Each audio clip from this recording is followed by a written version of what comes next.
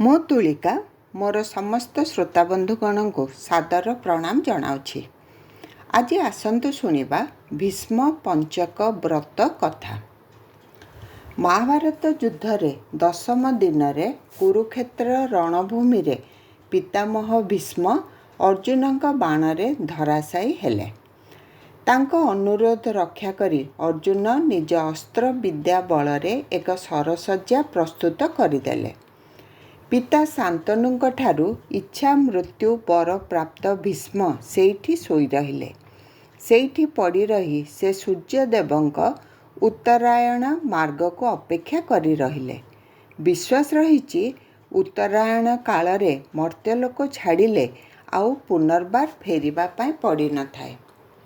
କୁରୁକ୍ଷେତ୍ର ରଣଭୂମିରେ ପୁଣ୍ୟତୋୟା ଓଘବତୀ ନଦୀ ତଟ ସରସଜ୍ଜାରେ ପଡ଼ି ପ୍ରାପ୍ତ ଦିବ୍ୟ ଦୃଷ୍ଟି ବଳରେ ସେ ସମସ୍ତ ମହାଭାରତ ଯୁଦ୍ଧର ବିବରଣୀ ଜାଣିପାରୁଥିଲେ। ପିତାମହ ସରସଜ୍ଜାରେ ଶାୟିତ ଥିବା ଅବସ୍ଥାରେ ଦିନେ ଧର୍ମରାଜ ଯୁଧିଷ୍ଠିର କୃଷ୍ଣଙ୍କ ପାଖରେ ଯାଇ ପହଞ୍ଚି ଆଶ୍ଚର୍ଯ୍ୟ ହୋଇ ଦେଖିଲେ ପ୍ରଭୁ ଶ୍ରୀକୃଷ୍ଣ ଧ୍ୟାନରତ। ଯୁଧିଷ୍ଠିର ପାଖରେ ପହଞ୍ଚି ପଚାରିଲେ, କେଶବ, ଆପଣ କାହାକୁ ଧ୍ୟାନ କରୁଛନ୍ତି? ପ୍ରଭୁ କହିଲେ, ଦୀପ୍ତ ଅଗ୍ନି ଲିଭି ଯାଉଥିବା ପରି ଭୀଷ୍ମ ପିତାମହଙ୍କ ଜୀବନ ଦୀପ ଲିଭି ଆସୁଛି। ସେ ପରମ ଜ୍ଞାନୀ। ତାଙ୍କ ଧର୍ମନୀତି ରାଜନୀତି ଆଦି ଜ୍ଞାନର ତୁଳନା ନାହିଁ। ପିତାମହ ଚାଲିଗଲା ପରେ ଏହି ସମସ୍ତ ଜ୍ଞାନ ଏହି ସଂସାରରୁ ମଧ୍ୟ ଅସ୍ତମିତ ହୋଇଯିବ। ଚନ୍ଦ୍ର ଅସ୍ତଗଲେ ରଜନୀ ତେଜହୀନ ହୋଇଯିବା ପରି ପିତାମହଙ୍କ ପ୍ରୟାଣରେ ଆମ ସଂସାରର ସେହି ଅବସ୍ଥା ହେବ। ଏହି କଥା ଭାବି ସେହି ପରମ ଜ୍ଞାନୀଙ୍କୁ ମୁଁ ଧ୍ୟାନ କରୁଛି। ହେ ଧର୍ମନନ୍ଦନ, ଆପଣ ଶୀଘ୍ର ଯାଇ ପିତାମହଙ୍କ ନିକଟରୁ ସେହି ସବୁ ଜ୍ଞାନ ଆହରଣ କର। କୁନ୍ତୀ ନନ୍ଦନ କହିଲେ, ହେ ମଧୁସୂଦନ, ଆପଣଙ୍କ ଉପଦେଶ ଅନୁଯାୟୀ ମୁଁ ତାଙ୍କ ନିକଟକୁ ଯିବି। ଆପଣ ମଧ୍ୟ ମୋ ସହିତ ଚାଲନ୍ତୁ। ତତ୍ପରେ ପଞ୍ଚପାଣ୍ଡବ ଶ୍ରୀକୃଷ୍ଣ, ସାତ୍ୟକୀ, ସଞ୍ଜୟ, ଯୁଯୁତ୍ସୁ ଓ କୃପାଚାର୍ଯ୍ୟ ସାଥୀ ହୋଇ ପିତାମହଙ୍କ ନିକଟରେ ପହଞ୍ଚିଲେ। ସେତେବେଳକୁ ବ୍ୟାସାଦି ମୁନି ଋଷିମାନେ ପିତାମହଙ୍କ ନିକଟରେ ପହଞ୍ଚି ସାରିଥାନ୍ତି। ସେମାନେ ପିତାମହଙ୍କର ଚରଣ ବନ୍ଦନା କରୁଥାନ୍ତି। ଭଗବାନ ଶ୍ରୀକୃଷ୍ଣ ସମସ୍ତ ଋଷିମାନଙ୍କ ଚରଣରେ ପ୍ରଣାମ କରି ପିତାମହ ଭୀଷ୍ମଙ୍କ ଚରଣ ବନ୍ଦନା କରି କହିଲେ, ହେ ବିଶ୍ୱବନ୍ଦନୀୟ ପରମ ଜ୍ଞାନୀ ବତ୍ସ ଯୁଧିଷ୍ଠିର, ଆତ୍ମୀୟ ସୋଦର, ଆଚାର୍ଯ୍ୟ ଗୁରୁଜନଙ୍କୁ ହରାଇ ବିଭୀଷିକାମୟ କୁରୁକ୍ଷେତ୍ର ଯୁଦ୍ଧ ପରେ ଅତ୍ୟନ୍ତ ଶଙ୍କାଗ୍ରସ୍ତ, ଶୋକଗ୍ରସ୍ତ ଏବଂ ମ୍ରିୟମାଣ ହୋଇପଡ଼ିଛନ୍ତି। ଆପଣ ତାଙ୍କ ଶୋକ ଦୂର କରି ଜ୍ଞାନୋପଦେଶ ଦିଅନ୍ତୁ। ଭୀଷ୍ମ କହିଲେ, ହେ ହୃଷୀକେଶ, ଆପଣ ସମସ୍ତ ଜଗତର ସ୍ୱାମୀ। ଆପଣଙ୍କୁ ଅଜଣା କ'ଣ ଅଛି ଯେ ମୁଁ ଜ୍ଞାନୋପଦେଶ ଦେବି? କ୍ଷତ ବିକ୍ଷତ ପୀଡ଼ାଗ୍ରସ୍ତ ମୋ ଶରୀର ପାଇଁ ମୋ ମନ ବୁଦ୍ଧି କିଛି ସ୍ଥିର ରହୁନାହିଁ। ମୋର ବାକ୍ଶକ୍ତି ମଧ୍ୟ କ୍ଷୀଣ ହୋଇଯାଇଛି। ଏହିପରି ଅବସ୍ଥାରେ ମୁଁ କିଛି ଉପଦେଶ ଦେବା ପାଇଁ ଅସମର୍ଥ। ଭଗବାନ କହିଲେ, ହେ ପରନ୍ତପ, ହେ ମହାଜ୍ଞାନୀ, ଆପଣଙ୍କ ସମସ୍ତ ପୀଡ଼ା ଏହି ମୁହୂର୍ତ୍ତରେ ଦୂର ହୋଇଯିବ। ଆପଣଙ୍କ ମନ ମୃତ୍ୟୁ ପର୍ଯ୍ୟନ୍ତ ସ୍ଥିର ହୋଇ ରହିବ। ଆଜିଠାରୁ 56 ଦିନ ପରେ ଉତ୍ତରାୟଣ କାଳରେ ଆପଣ ଏ ମର୍ତ୍ତ୍ୟ ଧାମରୁ ବିଦାୟ ନେବେ। ଆପଣ ଦିବ୍ୟଚକ୍ଷୁ ଲାଭ କରି ସମସ୍ତ ବିଷୟ ସ୍ମରଣ କରିପାରିବେ। ଆଜି ସନ୍ଧ୍ୟା ଉପଗତ, ଆମ୍ଭେମାନେ ଚାଲିଯାଉଛୁ। କାଲି ପୁଣି ସାକ୍ଷାତ ହେବ। ପରଦିନ ଶ୍ରୀକୃଷ୍ଣ ଓ ଯୁଧିଷ୍ଠିର କର୍ତ୍ତୃକ ଅନ୍ୟମାନେ ଯାଇ ପିତାମହଙ୍କ ସରସଜ୍ଜା ନିକଟରେ ଉପସ୍ଥିତ ହେଲେ। ଶ୍ରୀକୃଷ୍ଣ ପିତାମହଙ୍କ ସର୍ବକୁଶଳ ପୁଚ୍ଛା କରନ୍ତେ ସେ କହିଲେ, ହେ ଅଚ୍ୟୁତ, ଆପଣଙ୍କ ଅନୁଗ୍ରହରୁ ମୋର ସମସ୍ତ କଷ୍ଟ, ଦୁଃଖ ଏବଂ ଗ୍ଳାନି ଦୂର ହୋଇଛି। ବର୍ତ୍ତମାନ ମୁଁ ଅତୀତ ଭବିଷ୍ୟତ ସବୁକିଛି ଦେଖିପାରୁଛି। ଏବେ ଯୁଧିଷ୍ଠିରଙ୍କ ସମସ୍ତ ପ୍ରଶ୍ନର ଉତ୍ତର ଦେବା ନିମନ୍ତେ ମୁଁ ସମର୍ଥ। ଧର୍ମଜ୍ଞ କୁନ୍ତୀ ନନ୍ଦନ ନିଃସଙ୍କୋଚ ଚିତ୍ତରେ ମୋତେ ପ୍ରଶ୍ନ ପଚାରନ୍ତୁ। ମୁଁ ମୋ ଯଥାଶକ୍ତି ବିଚାର ବୁଦ୍ଧି ଦ୍ୱାରା ତାଙ୍କର ସମସ୍ତ ସଂଶୟ ଦୂର କରିବି। ଏହାପରେ ଯୁଧିଷ୍ଠିର ରାଜନୀତି, ଧର୍ମନୀତି, ଅର୍ଥନୀତି, ନ୍ୟାୟ, ଦଣ୍ଡ, ଭେଦ ଇତ୍ୟାଦି ବିଷୟକ ପ୍ରଶ୍ନମାନ ପଚାରି ଚାଲିଲେ। ପିତାମହ ତାଙ୍କୁ ଗୋଟି ଗୋଟି କରି ସେ ସବୁକୁ ବୁଝାଉଥାନ୍ତି। ବୁଝାଇବା ଛଳରେ ସେ ବହୁ ଉପାଖ୍ୟାନ ଆଖ୍ୟାୟିକାମାନ କହି ଚାଲିଥାନ୍ତି। ବହୁ ମନୋରମ ଆଖ୍ୟାନ ଏବଂ ଆଖ୍ୟାୟିକା ଛଳରେ ପିତାମହଙ୍କ ଏହି ଉପଦେଶ ମହାଭାରତ ଗ୍ରନ୍ଥ ମଧ୍ୟରେ ଏକ ବିଶାଳ ଅଧ୍ୟାୟ। ମହାଭାରତର ଶାନ୍ତି ଓ ଅନୁଶାସନ ପର୍ବରେ ଏହା ଲିପିବଦ୍ଧ ହୋଇଅଛି। ଦୀର୍ଘ 5 ଦିନ ଧରି ପାଣ୍ଡବ ଶ୍ରେଷ୍ଠ ଯୁଧିଷ୍ଠିର ଏସବୁ ପିତାମହଙ୍କ ଠାରୁ ଶ୍ରବଣ କରିଥିଲେ। ପିତାମହଙ୍କ ଉପଦେଶ ଶୁଣି ଯୁଧିଷ୍ଠିରଙ୍କ ସମସ୍ତ ଶଙ୍କା ଦୂର ହେଲା। ସେ ଅତୀବ ପ୍ରସନ୍ନ ହେଲେ। ସର୍ବଶେଷରେ ପିତାମହ ତାଙ୍କୁ କହିଲେ, ଏବେ ତୁମେ ଯାଅ, ଦେବଗଣ ଓ ପିତୃଗଣଙ୍କୁ ସନ୍ତୁଷ୍ଟ କରି ପ୍ରଜାମାନଙ୍କର ମନୋରଞ୍ଜନ କର। ସୁହୃଦମାନଙ୍କୁ ସ୍ନେହ ପାଶରେ ବାନ୍ଧି ରଖ। ପକ୍ଷୀମାନେ ଯେପରି ବଳବାନ ବୃକ୍ଷମାନଙ୍କୁ ଆଶ୍ରୟ କରି ରହିଥାନ୍ତି, ସେମାନେ ସେହିପରି ତୁମକୁ ଆଶ୍ରୟ କରି ରୁହନ୍ତୁ। ତାଙ୍କ ଉପଦେଶ ଗ୍ରହଣ କରି ଯୁଧିଷ୍ଠିର ଫେରିଆସିଲେ। 50 ଦିନ ପରେ ଭୀଷ୍ମଙ୍କ ସ୍ୱର୍ଗାରୋହଣ ସମୟ ଆସିଗଲା।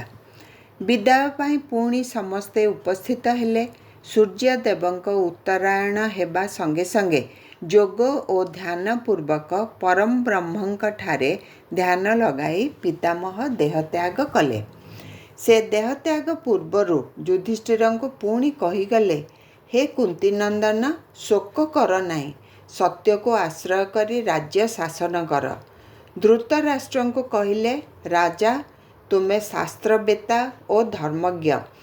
ଯାହା ଘଟିବାର ଥିଲା ଘଟିଯାଇଛି। ପାଣ୍ଡୁପୁତ୍ରମାନଙ୍କୁ ତୁମେ ନିଜ ପୁତ୍ର ମନେକରି ପାଳନ କର। ତୁମର ଦୁରାତ୍ମା ପୁତ୍ରମାନଙ୍କ ପାଇଁ ଆଉ ଶୋକ କର ନାହିଁ।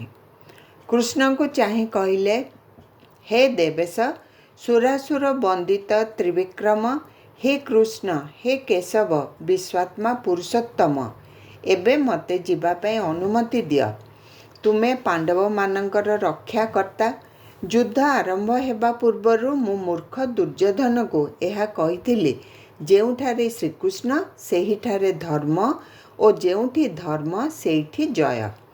ପାଣ୍ଡବମାନଙ୍କ ସହିତ ତୁମେ ସନ୍ଧି କର, କିନ୍ତୁ ତାହା ହେଲା ନାହିଁ। ହେ କେଶବ, ଏହି ଶରୀର ତ୍ୟାଗ ପାଇଁ ଆପଣ ମୋତେ ଅନୁମତି ଦିଅନ୍ତୁ। ମୋ ଆତ୍ମା ପରମ ଗତିପ୍ରାପ୍ତ ହେଉ। ଯୁଧିଷ୍ଠିରଙ୍କୁ ଚାହିଁ କହିଲେ, ତୁମେ ମୋତେ କିଛି ପୁଷ୍ପ ଆଣିଦିଅ। ମୁଁ ଶ୍ରୀକୃଷ୍ଣଙ୍କ ପଦ ବନ୍ଦନା କରେ। ପୁଷ୍ପ ଆସିଲା। ଅଣାଯାଇଥିବା ପୁଷ୍ପରେ ଭଗବାନ ଶ୍ରୀକୃଷ୍ଣଙ୍କ ପଦ ବନ୍ଦନା କରି ଗଙ୍ଗାନନ୍ଦନ ଭକ୍ତି ଗଦ୍ଗଦ୍ ହୋଇ କହିଲେ, ହେ ଜନାର୍ଦ୍ଦନ, ହେ ସର୍ବାନ୍ତର୍ଯ୍ୟାମୀ, ହେ ସୃଷ୍ଟି ସ୍ଥିତି ଲୟ ଓ ପାଳନର କାରଣ, ମୋତେ ଆପଣଙ୍କର ସେହି ଭୁବନ ମୋହନ ବିଶ୍ୱରୂପକୁ ଟିକିଏ ଦେଖାଇ ଏହି ଦୁଃଖ ଶୋକମୟ ସଂସାରରୁ ମୋତେ ଚିରଦିନ ପାଇଁ ମୁକ୍ତି ଦିଅନ୍ତୁ। ପ୍ରଭୋ, ମୋତେ ଶ୍ରେଷ୍ଠ ସ୍ଥାନକୁ ଗମନ କରିବାର ଆଶୀର୍ବାଦ ଦିଅନ୍ତୁ। ଅନ୍ୟମାନଙ୍କୁ ଅଦୃଶ୍ୟ ଭଗବାନ ତାଙ୍କର ଅପୂର୍ବ ବିଶ୍ୱରୂପକୁ ଭୀଷ୍ମଙ୍କୁ ଦର୍ଶନ କରାଇ ତାଙ୍କର ହାତ ମୁଠାକୁ ପରମ ଶ୍ରଦ୍ଧା ସହ ଜାବୁଡ଼ି ଧରି କହିଲେ, ପିତାମହ, ଆପଣ ନିଷ୍ପାପ, ପିତୃଭକ୍ତ ଓ ମହାମୁନି ମାର୍କଣ୍ଡେୟଙ୍କ ତୁଲ୍ୟ। ମୃତ୍ୟୁ କ୍ରୀତଦାସ ଭାବରେ ଆପଣଙ୍କ ଆଜ୍ଞାଧୀନ। ଆପଣଙ୍କ ଯଶ କୀର୍ତ୍ତି ଏହି ସଂସାରରେ ସୂର୍ଯ୍ୟଙ୍କ ଜ୍ୟୋତି ପରି ଝଲସୁଥାଉ। ମୁଁ ଅନୁମତି ଦେଉଛି, ଆପଣ ଦେହତ୍ୟାଗ କରି ପରମ ଧାମ ପ୍ରାପ୍ତ ହୁଅନ୍ତୁ ତଥା ଶୀଘ୍ର ବସୁଗଣଙ୍କ ସହିତ ମିଳିତ ହୁଅନ୍ତୁ। ସମସ୍ତଙ୍କଠାରୁ ବିଦାୟ ନେଇ ମୂଳାଧାର ଚକ୍ରରେ ପିତାମହ ଧ୍ୟାନ ନିବିଷ୍ଟ କଲେ ଏବଂ ତାଙ୍କ ଆତ୍ମା ଓ ଅବରୁଦ୍ଧ ପ୍ରାଣ ଊର୍ଦ୍ଧ୍ୱଗାମୀ ହେବାକୁ ଲାଗିଲା। ମୃତ୍ୟୁ ସମୟରେ ତାଙ୍କର ଯେଉଁ ଅଙ୍ଗ ପ୍ରତ୍ୟଙ୍ଗରୁ ପ୍ରାଣ ଛାଡ଼ି ଯାଉଥିଲା, ସେଥିରୁ ସର ସବୁ ଖସି ପଡ଼ୁଥିଲା। ତାଙ୍କ ସମସ୍ତ ଶରୀରରୁ ପ୍ରାଣବାୟୁ ଉଡ଼ିଯିବା ପରେ ଶରୀର ସରଶଯ୍ୟା ଛାଡ଼ି ଭୂମିଶଯ୍ୟା ଗ୍ରହଣ କଲା। ଶ୍ରୀକୃଷ୍ଣ, ଯୁଧିଷ୍ଠିର ଓ ତାଙ୍କ ଭାଇମାନେ ଗାନ୍ଧାରୀ, ଧୃତରାଷ୍ଟ୍ର, କୁନ୍ତୀ, ଦ୍ରୌପଦୀ ଆଦି କୁରୁବଂଶୀ ଜ୍ଞାତିବର୍ଗ ସମସ୍ତେ ଶୋକପୂର୍ଣ୍ଣ ନୟନରେ ସେହି ଆଶ୍ଚର୍ଯ୍ୟ ଦୃଶ୍ୟକୁ ଦେଖୁଥିଲେ। ପିତାମହଙ୍କ ସ୍ୱର୍ଗାରୋହଣ ସମୟରେ ପ୍ରକୃତିରେ ସଙ୍ଗୀତର ମର୍ମର ଧ୍ୱନି ଗୁଞ୍ଜରି ଉଠିଲା। ସହସ୍ର କଦମ୍ବର ସୁରଭିତ ହିଲ୍ଲୋଳ ଦେବଲୋକରୁ ପୃଥ୍ୱୀଲୋକକୁ ଭାସି ଆସିଲା। ଉପସ୍ଥିତ ସମସ୍ତ ସଜ୍ଜନ ହୃଦୟରେ ଅଦ୍ଭୁତ ପ୍ରଶାନ୍ତି ଲାଭ କଲେ। ଶ୍ରୀମଦ୍ ଭାଗବତରେ ଏହି ଦୃଶ୍ୟ ଅତି ସୁନ୍ଦର ବର୍ଣ୍ଣନା କରି ଅତିବଡ଼ି କହିଛନ୍ତି। ଦେଖନ୍ତି ସୁର ନରମୁନି ଗଙ୍ଗାନନ୍ଦନ ହେଲେ ତୁନି ଶରୀର ତେଜି ଭାବ ମୋହେ ପଶିଲେ ଗୋବିନ୍ଦର ଦେହେ ଭୀଷ୍ମ ମରଣ ଦେଖି ଭଲେ ଯେ ଅବା ଥିଲେ କୃଷ୍ଣ ତୁଲେ ମୌନେ ବସିଲେ ସମସ୍ତେ ପକ୍ଷିଏ ଜହ୍ନେ ଦିଅ ଅନ୍ତେ ତକ୍ଷଣେ ଦୁନ୍ଦୁଭି ଶବଦ ଦେବମାନେ କଲେ ବାଦ୍ୟ। ଏହି ସମୟରେ ଉପସ୍ଥିତ ସମସ୍ତେ ଶ୍ରୀକୃଷ୍ଣଙ୍କୁ ଚାହିଁ ପ୍ରାର୍ଥନା କରୁଥିଲେ, ହେ ମାଧବ, ହେ କେଶବ, ହେ ନାରାୟଣ, ହେ ପରମାନନ୍ଦ, ଆପଣଙ୍କର କୃପା ବଳରେ ଏ ସଂସାରରେ କ'ଣ ବା ସମ୍ଭବ ହୋଇ ନପାରେ? ସମସ୍ତେ ଶ୍ରୀକୃଷ୍ଣଙ୍କ ପଦବନ୍ଦନା କରି କହୁଥିଲେ, ଯତ୍ କୃପାତମହଂ ବନ୍ଦେ ପରମାନନ୍ଦ ମାଧବମ୍। କୁରୁକ୍ଷେତ୍ର ରଣଭୂମିରେ ସରଶଯ୍ୟାରେ ଶାୟିତ ଭୀଷ୍ମ ପ୍ରବଳ ତୃଷ୍ଣାରେ ଆକୁଳ ହୋଇ ଯେଉଁଦିନ ଜଳଭିକ୍ଷା କରିଥିଲେ, ସେଦିନ ଥିଲା କାର୍ତ୍ତିକ ଶୁକ୍ଳ ଏକାଦଶୀ। ଶ୍ରୀକୃଷ୍ଣଙ୍କ ଉପଦେଶରେ ସବ୍ୟସାଚୀ ଧରଣୀକୁ ବାଣ ବିଦ୍ଧ କରି ପରମ ପାବନୀ ଗଙ୍ଗାରୁ ଉତ୍ଥିତ ଜଳ ଭୀଷ୍ମଙ୍କ ମୁଖରେ ଦେଇ ତାଙ୍କର ତୃଷା ନିବାରଣ କରିଥିଲେ। ଶ୍ରୀକୃଷ୍ଣ ସେହିଠାରେ ରହି ଘୋଷଣା କଲେ, ଆଜିଠାରୁ ପୂର୍ଣ୍ଣିମା ପର୍ଯ୍ୟନ୍ତ 5 ଦିନ ଯେଉଁ ମନୁଷ୍ୟମାନେ ତୁମକୁ ଜଳାର୍ଘ୍ୟ ଦାନ କରିବେ, ସେମାନେ ମୋତେ ତୃପ୍ତ କରିବେ ଏବଂ ସାୟୁଜ୍ୟ ମୁକ୍ତି ଲାଭ କରି ବୈକୁଣ୍ଠ ପ୍ରାପ୍ତ ହେବେ। ଏହା ଭୀଷ୍ମ ପଞ୍ଚକ ନାମରେ ଖ୍ୟାତ ହେବ। ଏହା ହିଁ ଭୀଷ୍ମ ପଞ୍ଚକର ପୌରାଣିକ କାହାଣୀ। ଆଜନ୍ମ ବ୍ରହ୍ମଚାରୀ ଗଙ୍ଗା ନନ୍ଦନ ସତ୍ୟବ୍ରତ ଭୀଷ୍ମଙ୍କୁ ଜଳ ଅର୍ଘ୍ୟ ପ୍ରଦାନ କରି ସନ୍ତାନ ପ୍ରାପ୍ତି କାମନାରେ ଅନେକ ଭୀଷ୍ମ ପଞ୍ଚକ ବ୍ରତ ପାଳନ କରିଥାନ୍ତି। ସନ୍ତାନହୀନ ବ୍ୟକ୍ତିଙ୍କ ନିମନ୍ତେ ଭୀଷ୍ମ ପଞ୍ଚକ ବ୍ରତ ପାଳନୀୟ। ଏକଥା ପଞ୍ଚକରେ ଅର୍ଘ୍ୟଦାନ ମନ୍ତ୍ରରୁ ସୁସ୍ପଷ୍ଟ ହେଉଛି। ସେହି ଅର୍ଘ୍ୟ ମନ୍ତ୍ରରେ କୁହାଯାଇଛି, ଯାହାଙ୍କର ବ୍ୟାଘ୍ର ପଦ ଗୋତ୍ର ଏବଂ ଯିଏ ସଂସ୍କୃତ ପ୍ରବର, ସେହି ପୁତ୍ରହୀନ ଭୀଷ୍ମ ମହାତ୍ମାଙ୍କୁ ମୁଁ ଏହି ଜଳ ଅର୍ଘ୍ୟ ଦେଉଛି। ସେହି ବସୁମାନଙ୍କ ଅବତାର ଶାନ୍ତନୁ ପୁତ୍ର ଆଜନ୍ମ ବ୍ରହ୍ମଚାରୀ ଭୀଷ୍ମଙ୍କୁ ମୁଁ ଅର୍ଘ୍ୟ ଦେଉଛି।